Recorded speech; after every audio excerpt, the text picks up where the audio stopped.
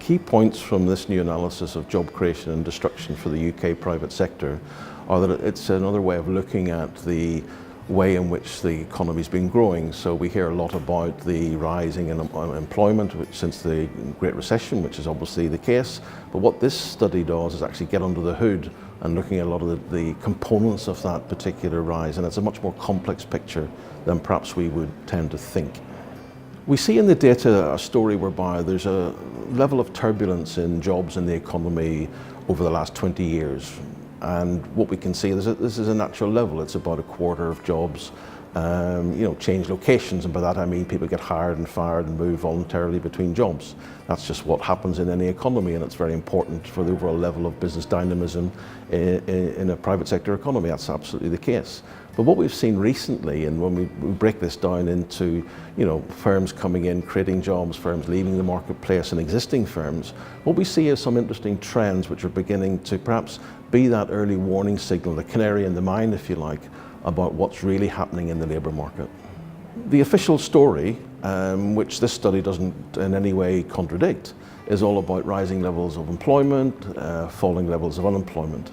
But what we see when we look at the firm level analysis, i.e. individual firms who are creating jobs, we find that alongside that headline story, there's a much more complex underlying story. So firms are creating and contracting their workforce in ways which perhaps people have not really fully understood. So for example, we know that in the last 12 months, 5 million jobs changed locations. And again, that's about people being laid off, people voluntarily leaving jobs, new firms coming into the marketplace, and firms actually exiting the marketplace. 5 million, which is almost a quarter of all private sector jobs. And this is a level of turbulence which very few people talk about.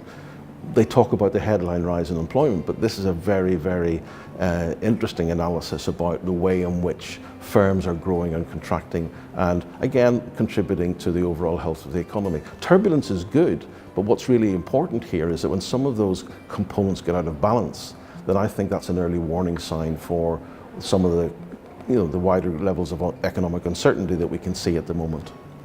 I think policymakers should be concerned about what the study shows for a number of reasons. First, the job creation level of startups is plateauing.